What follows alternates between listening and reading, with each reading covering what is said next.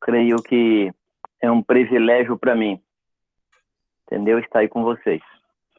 Só atualizando aí a situação de Irani, anteontem ela tinha um estado febril.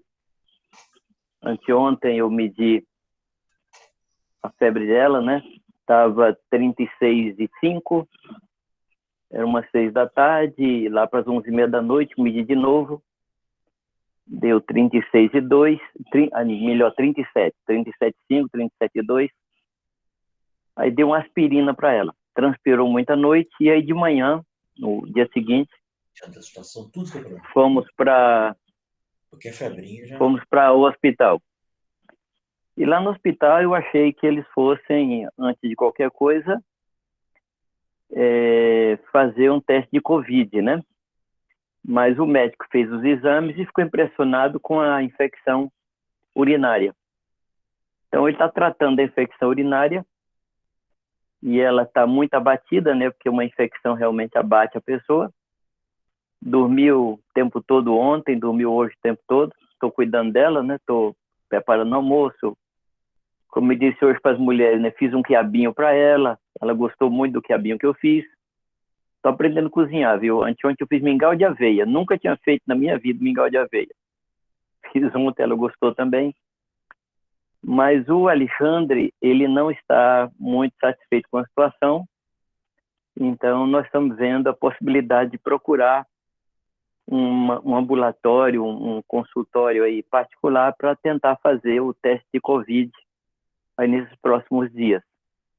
Eu acho que realmente é só a infecção de garganta mesmo, só a infecção urinária, porque não teve outros sintomas. De qualquer forma, a gente depende do Senhor, né? Depende da misericórdia de Deus, depende da oração de Deus. E eu agradeço a Deus porque ela tem recebido muitas mensagens das irmãs e eu mesmo quero agradecer a vocês pela cobertura de oração. Pois bem, num tempo como hoje, como eu comentei com os pastores no sábado passado, a gente precisa voltar os olhos para aquilo que é verdadeiro, voltar os olhos para aquilo que é fundamental. E eu comentava com os irmãos que a gente nunca recebeu tanta informação como a gente está recebendo nesse tempo. Milhares e milhares de informação, WhatsApp, Facebook, os e-mails, as notícias de jornal, as notícias da TV.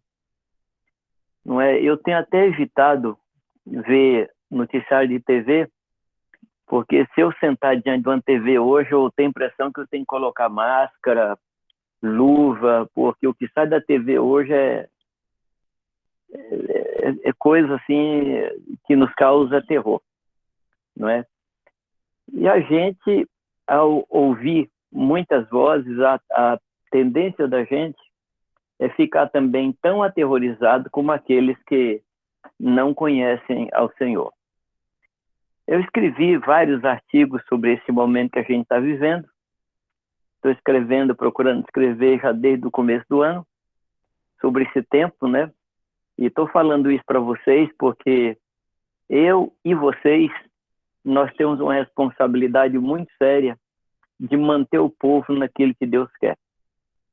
Não só eu, como presbítero, né? Mas cada um de nós que cuida de alguém, a gente tem uma responsabilidade muito grave diante do Senhor de deixar as pessoas a caminhar por fé em Deus. Caminhar por fé não tem nada a ver de caminhar no escuro.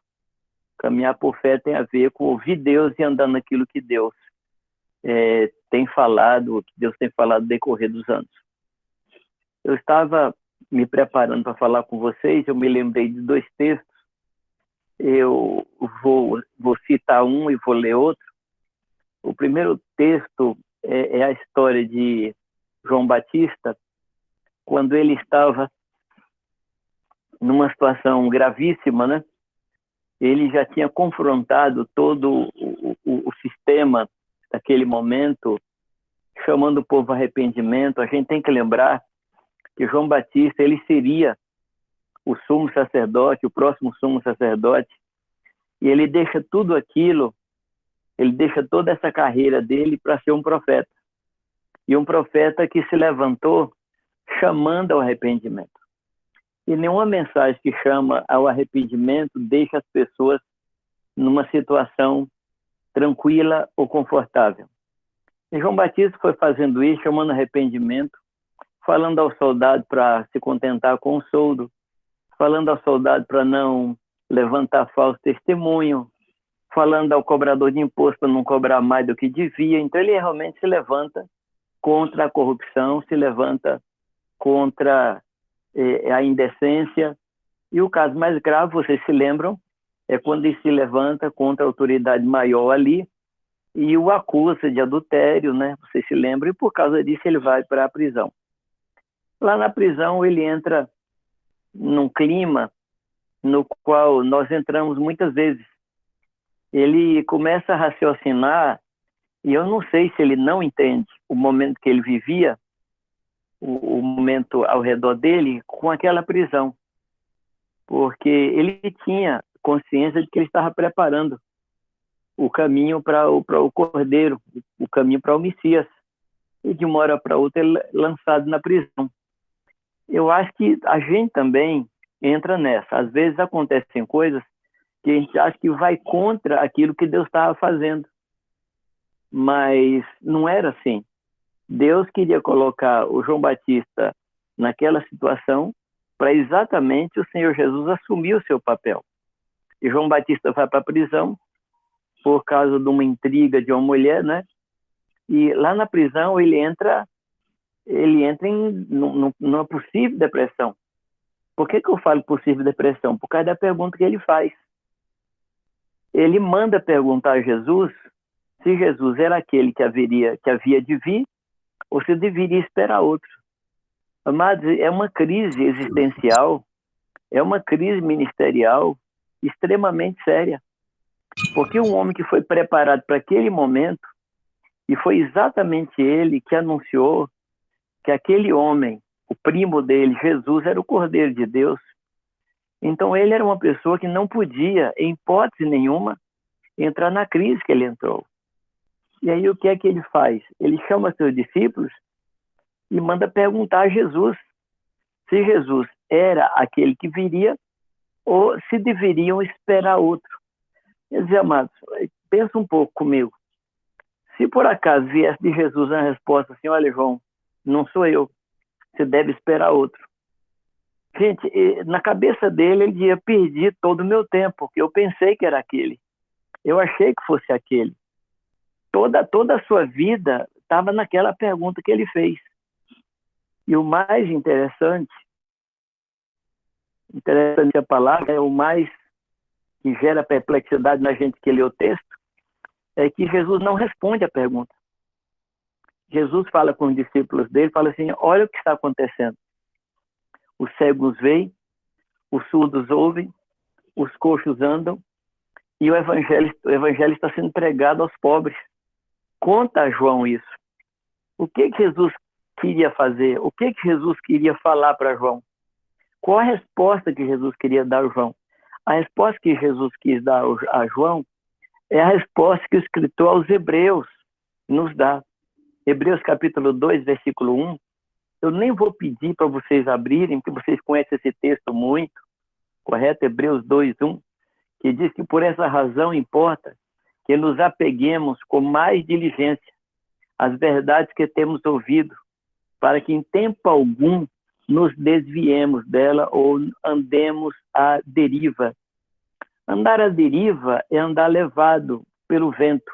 Uma hora toca para cá, outra hora toca para lá. Então, o que Jesus quis fazer com João, segundo a minha interpretação, segundo a minha análise do texto e da situação? Jesus queria que João olhasse para dentro de si e buscasse nele mesmo, as respostas que ele já tinha. O que ele já havia escutado de Deus? Não é que ele ia escutar coisa nova agora, o que ele havia escutado de Deus antes daquela prisão? E, meus amados, o que eu quero dizer para vocês hoje, o que eu quero comentar com vocês é o que é que Deus tem nos falado no decorrer dos anos. O que é que Deus tem nos dado como orientação no decorrer dos anos. Exatamente o que é que aconteceu nessa pandemia, exatamente. Além de toda a confusão que tem acontecido, Deus mandou a gente voltar para casa. Muita meme tem por aí, né, falando fique em casa. Eu recebi uma mensagenzinha de uma pessoa que postou para mim, mandando um recado para o carteiro. Carteiro, fique em casa e não me traga mais cobrança, né? Fique você em casa, carteiro. E o que essa mensagem que está os governos, as autoridades estão falando para nós, fique em casa, eu acho que tem uma mensagem aí para a gente. Tem uma mensagem que Deus tem falado para nós há muito tempo atrás.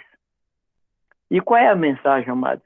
Deus está querendo nos tirar de sistemas que já estão falidos, sistemas que já não funcionam, sistemas que não transformam o mundo, sistemas que a gente conhece e a gente achava que era a única coisa que existia. A gente tinha colocado toda a nossa fé, a gente tinha colocado todo o nosso esforço nesse sistema que a gente adotou, correto? E não é por aí. A gente sabe que não é por aí. Por que eu digo que não é por aí, amados?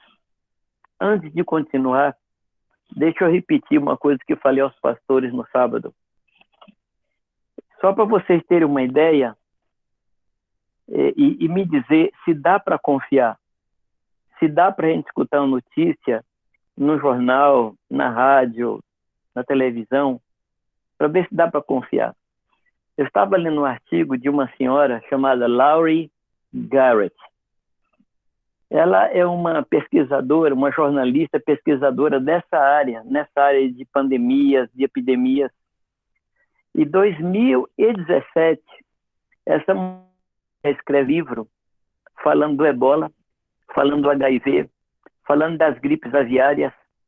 Em 2017, ela fala, e naquele tempo ela diz que haveria uma pandemia muito mais forte do que tudo o que havia acontecido até aquele tempo. Pelo que eu li da história dela, não tem nenhuma referência que ela seja uma profetisa. Não tem. Ela é uma jornalista, inclusive ela ganhou, por causa desse livro dela, o prêmio Pulitzer, que é o maior prêmio de jornalismo do mundo. Ela ganhou. Então, é assim que estudou profundamente. Ela foi nos centros disseminadores dessas epidemias. E aí ela diz que nós estamos muito enganados com esse Covid-19, falando de suspender o isolamento. Na visão dela, pelos cálculos dela, nós só vamos sair dessa pandemia daqui a 36 meses, ou seja, 3 anos. 3 anos. Então, uma mulher assim muito acreditada, uma mulher que tem reconhecimento de muitos institutos, então ela fala daqui a 3 anos que nós vamos sair dessa pandemia. Por outro lado, eu estava lendo um material de um instituto, um CDC, né, um centro que trabalha com essas áreas de epidemia, e esse centro, ele falava de vários países, eu procurei ver o que eles falavam do Brasil, e eles diziam que o pico da epidemia no Brasil é ao final de junho, que termina em junho, mas alguns casos, em alguns estados, vão ficar até setembro. Então a pergunta que eu lhe faço é essa, nós vamos confiar em quem? Porque essas duas fontes são tarimbadas, é gente acreditada. O que eu quero dizer colocando essas duas referências para vocês? Não dá para a gente estabelecer planos, não dá para a gente estabelecer assim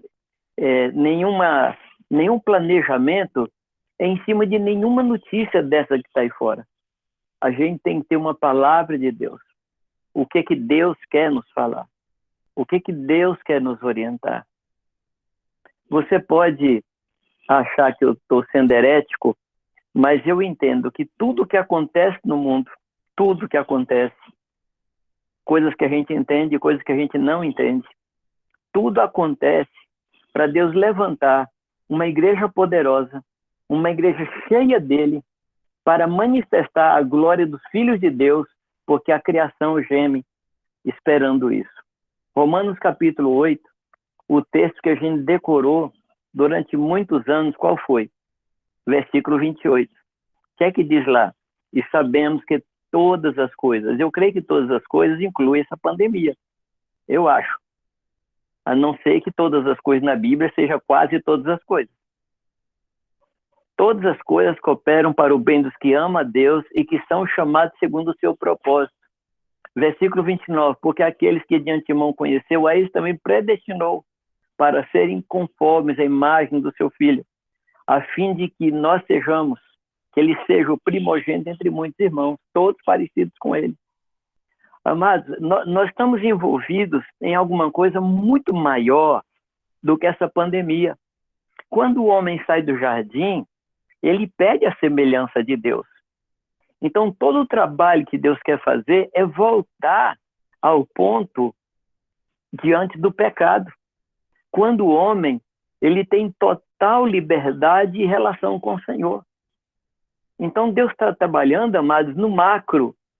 É verdade que algumas coisas que são no micro, no varejo, me afetam muito, e às vezes eu não compreendo, mas eu preciso procurar entender qual é a mente de Deus. Eu preciso compreender o que Deus está pensando, o que está no coração de Deus. Quando aconteceram as pragas no Egito, a gente pensa que Deus estava numa grande briga contra Faraó. Mas uma leitura muito rápida, uma leitura até superficial do texto, mostra que Deus não estava brigando com Faraó, nem estava tentando provar nada a Faraó. Senão, como é que você explica para mim que Deus 9 vezes endurece o coração de Faraó? Faraó chegava diante assim, daquela crise tremenda, né? Crise de rã, crise de mosca, crise de sangue na água, crise de pestilência. Depois de cada crise, ele se quebrava. Ele se quebrava. Mas Deus ia lá e ia endurecer o coração dele. Por quê, amados? Porque Deus estava levantando um povo que seria uma nação sacerdotal. E para que essa nação fosse sacerdotal, precisava conhecer o Senhor. Então, aquelas pragas eram oportunidade para Deus se fazer conhecido do seu povo. Para que o povo conhecesse a Deus e manifestasse o poder de Deus a todas as nações. Agora, como é que aquele povo podia falar quem era Deus se não conhecia o Senhor? Não conhecia ao ponto de Moisés perguntar a Deus, se o povo perguntar quem me enviou, o que eu digo? Deus do céu, hoje uma pergunta dessa, né, você já pensou? Se o Oswaldo, se o Chico, se o Ademir, se o João chega lá na frente e perguntar, irmãos, quem é o nosso Deus? E alguém vai falar, é o Deus, eu sou. Porque o povo, naquele momento, havia perdido toda a referência. Então, Deus precisava se revelar ao povo. E se revelou de forma contundente, de forma, assim, muito forte. E, infelizmente, aquelas 10 pragas não foram suficientes para que o povo conhecesse a Deus e confiasse nele. Então, amados, esse tempo que nós estamos passando, nós precisamos deixar de pensar em muitas coisas e pensar qual é a mente de Deus. O que é que Deus tem nesse tempo? O que é que Deus tem para mim? O que é que Deus tem para a igreja nesta hora? Vamos aproveitar esse vento de Deus, vamos aproveitar tudo isso que está acontecendo para a gente entrar naquilo que Deus quer.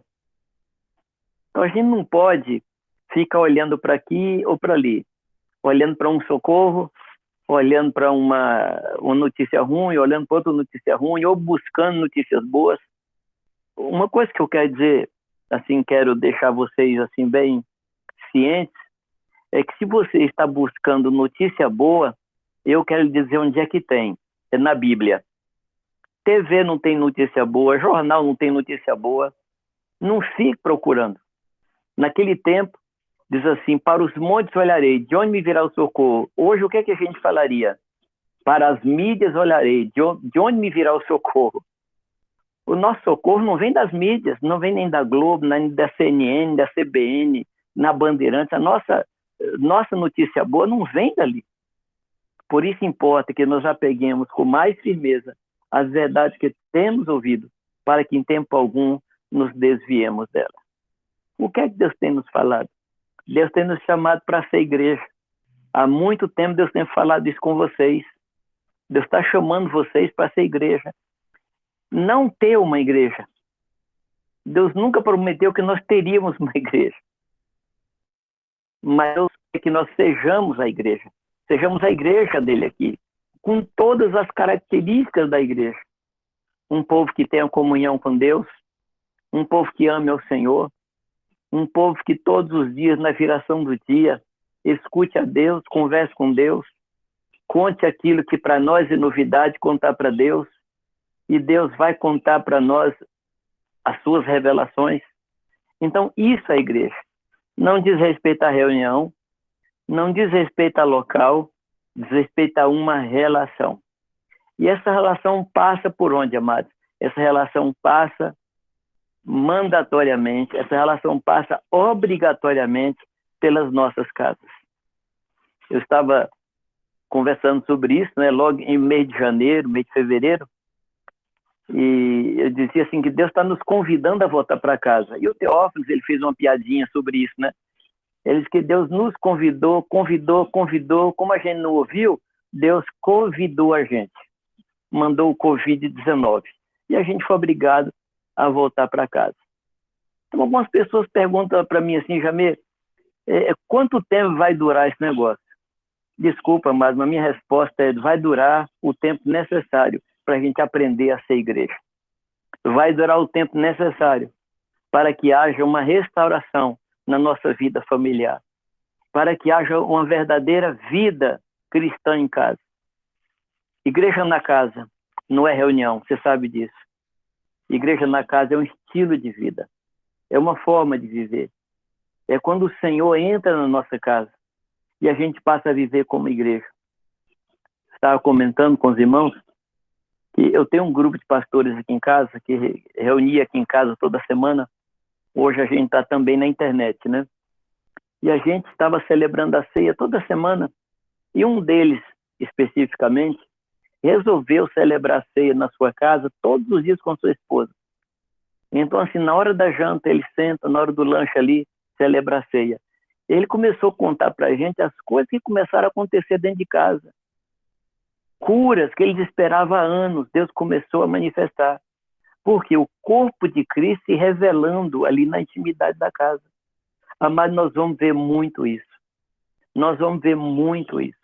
Se nós nos dedicarmos agora a isso, nós vamos ver muita coisa diferente acontecendo. Por favor, tira da sua cabeça a expectativa de que algum dia vai voltar ao normal. Queridos, nunca mais. Nunca mais vai ser esse normal que a gente tinha. Eu estava lembrando aos irmãos, vocês se lembram do dia 11 de setembro de 2001? Vocês se lembram o que aconteceu, não? A queda das das torres gêmeas. Meus amados, o mundo nunca mais foi o mesmo. Nunca mais. Os aeroportos nunca mais foram os mesmos. Viagem de avião nunca mais foi a mesma. Você chega numa estação, no aeroporto, na Europa, mesmo aqui no Brasil, tudo mudou por causa daquele negócio. Então, o que era normal antes, não é mais normal. E se Deus permitir que a gente volte a reunir, a ter congregação reunida em grande número, nós não vamos ser mais o que era. Eu também tenho saudade. Eu gostaria de encontrar aquele grupo grande da igreja, aquele monte de gente sair abraçando, beijando. Eu também tenho saudade.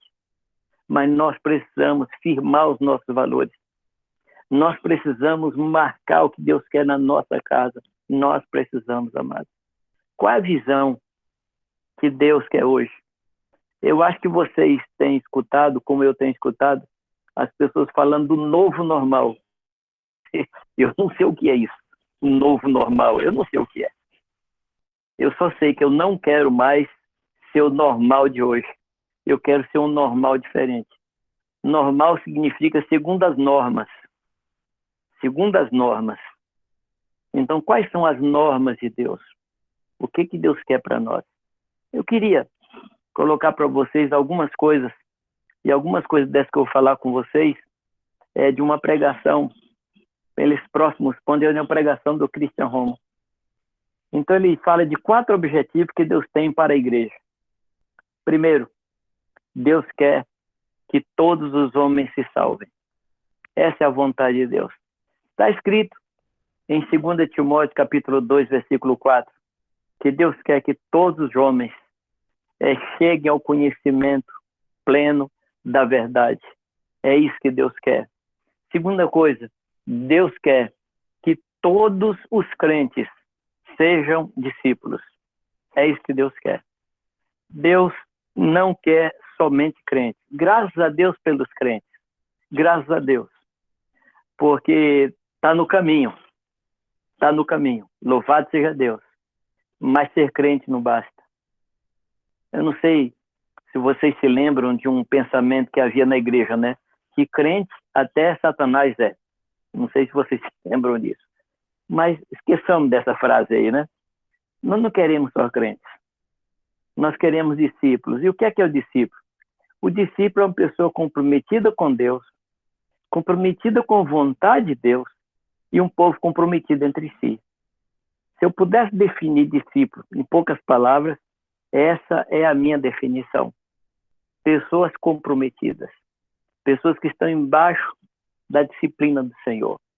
Terceira coisa, Deus quer que todo discípulo seja parte desse corpo grande que é a família de Deus.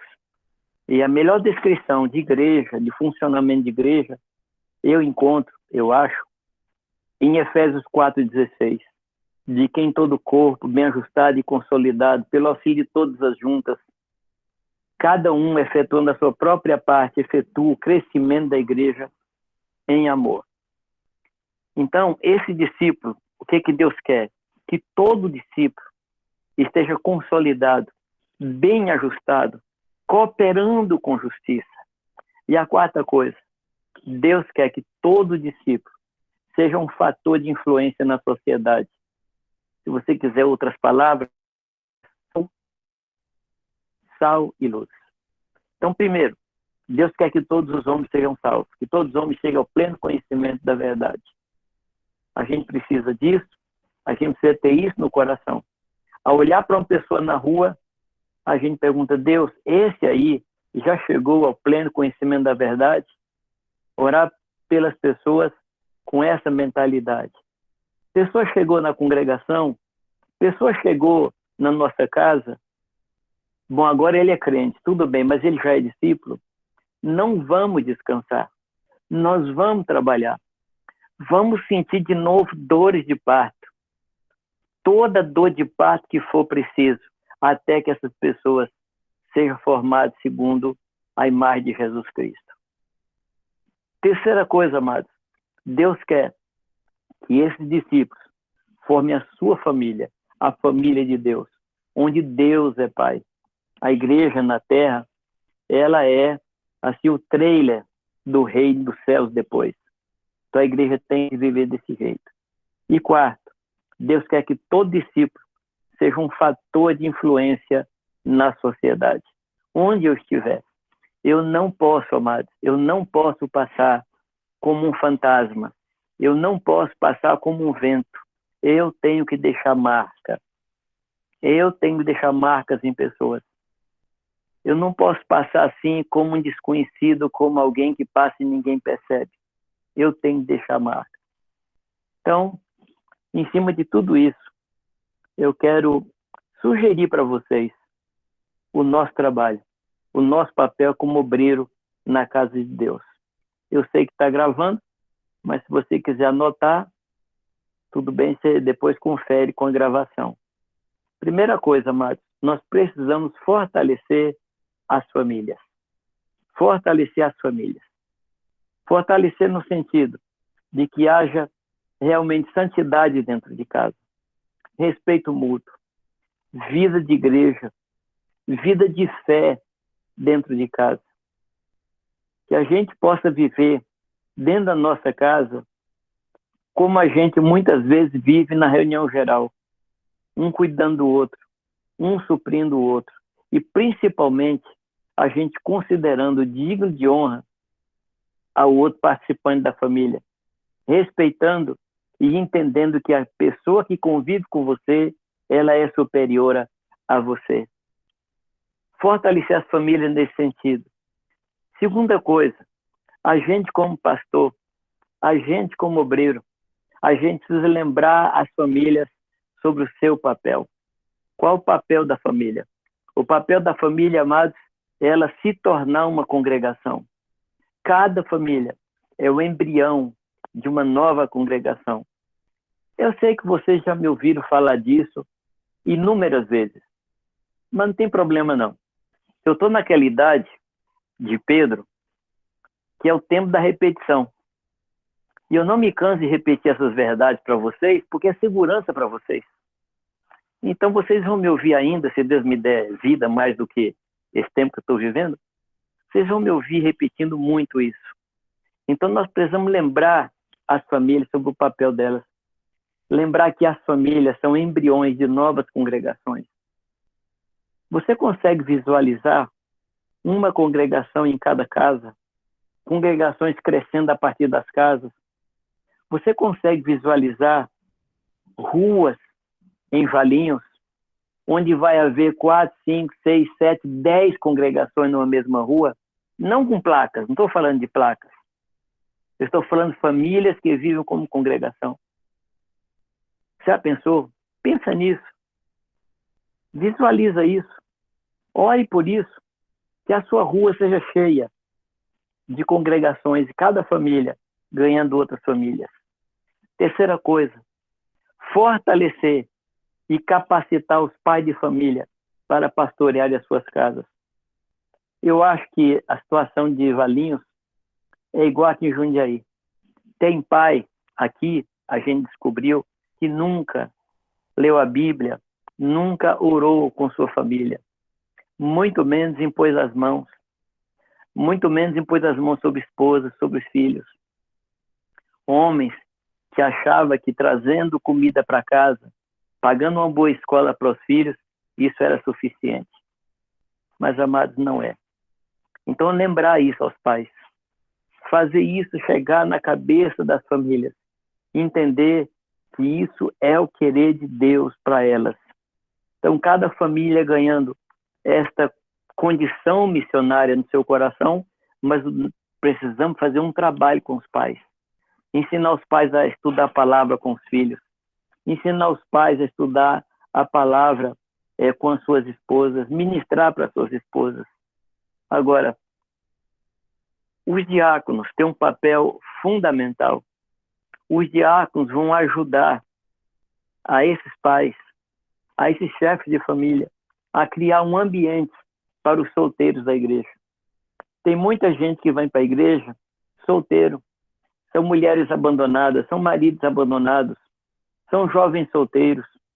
Queridos, cada uma dessas pessoas que chegou na igreja sem uma família completa, precisa estar embaixo de uma família completa. A igreja precisa ser esse ambiente onde os jovens se sintam bem. Eu não estou falando de reunião. Eu estou falando assim de famílias que se abram para receber esses jovens. Eles têm uma família dele não é convertida, família dele ainda não está aos pés do Senhor Jesus. Enquanto isso, nós precisamos oferecer um ambiente de pai e mãe e irmãos para esses jovens.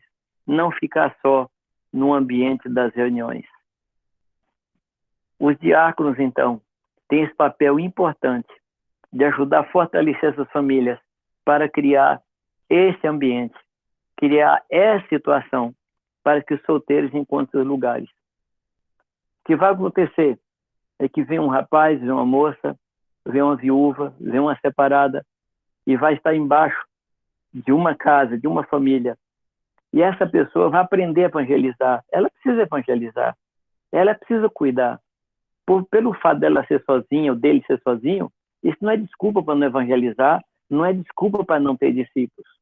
Mas ele vai ter uma casa, que é referência. Ela vai ter uma família onde busca conselho. Tudo isso, amados, nós precisamos fazer agora. Nós precisamos fazer agora. É nesse tempo. Vai chegar uma hora onde as coisas vão sofrer uma mudança. Honestamente, eu não sei qual é. Eu não sei. Vai sofrer uma mudança. Se nós voltarmos a nos reunir, o que vai acontecer? São famílias fortalecidas que vão se reunir. Famílias santas que vão se reunir. Famílias que já estão vivendo embaixo dessa luz de Deus, que vão se reunir. Essas famílias não vão depender mais de cultos grandes. Essas famílias vão ter aprendido a buscar Deus nos grupos pequenos, nas suas casas. Elas vão ter aprendido a buscar respostas de Deus, mas elas têm que aprender isso hoje. Hoje é o tempo da gente ensinar para essas famílias. Esse é o momento, amados. Não vamos esperar mudar as coisas. Você fala assim, mas não dá para visitar. Tá bom, dá para a gente fazer o que nós estamos fazendo hoje aqui. Usar os meios que a gente tem. Eu não sei se você sabe que houve um tempo que não tinha computador, não tinha iPad, não tinha telefone. Não sei se você lembra disso. Às vezes eu encontro pessoas pensando, meu Deus, como é que vocês viviam sem telefone? Meu Deus, como é que vocês viviam sem TV, gente? A gente vivia uma vida normal. Mas chegou, essas coisas chegaram. Chegou o telefone, chegou a TV, chegou o iPad, chegou o computador. Você sabe que antigamente também não tinha prensa? Não tinha. Aí vem um tal de Gutenberg, inventou a prensa e criou livros, imprimiu a Bíblia. Mas antes disso, eles pregavam o evangelho. Eles anunciavam o evangelho com aquilo que tinham. O que é que nós temos hoje? Hoje, nós temos mais do que aquelas pessoas tiveram. Muito mais. Vamos usar os meios que temos. Vamos ser fiéis nisso que nós temos, para evangelizar, para abençoar, para pastorear. E que o Senhor possa nos ajudar nisso. A gente ser fiel naquilo que Deus nos deu para pastorear, para cuidar, para evangelizar. Aqui no meu prédio, cada um ofereceu, né? Teve um casal que, logo que eu mudei para cá, não, agora em janeiro, quando começou, foi em janeiro, né? Começou em março, a pandemia, né? O casal ficou assim no elevador. Se alguém não pode sair, está numa situação de risco, pode deixar um bilhetinho para mim, apartamento tal, eu vou na padaria, eu vou na farmácia, vou no mercado comprar o que vocês quiserem. Eu me disponho, porque eu estou em casa mesmo. Aí eu coloquei lá no grupo de WhatsApp do prédio, falei assim, eu não posso ir na padaria, porque eu sou dos que não podem ir. Mas eu e minha esposa temos uma lista de oração. Quem precisar de oração, manda no privado para a gente que nós vamos orar. Quer dizer, cada um vai dar o que tem. Então, aproveitar a chance, aproveitar a oportunidade, aproveitar esse momento. A gente não sabe o que vai ser daqui a pouco, a gente não sabe. Mas a gente sabe agora. Então, vamos andar nisso agora. Quero deixar essas palavras com vocês, dizendo assim, importa que nos apeguemos com mais diligência às verdades que temos ouvido, para que em tempo algum a gente se desvie dela. Amém? Amém, Oswaldo? Amém, Ademir? Amém, João? Amém, Chico? E repartir com vocês. Amém, Jair. Muito Amém, boa. Jair. Palavra muito boa. Interessante Amém. que... Obrigado pela palavra, Jamir. Interessante. Obrigado. Que tudo isso que você está falando, Jair, não é algo novo, né? É algo que nós ouvimos durante muito tempo. Nós ouvimos, falamos sobre igreja nas casas, falamos sobre cuidar de cada cabeça de família, trabalhar de uma maneira que ele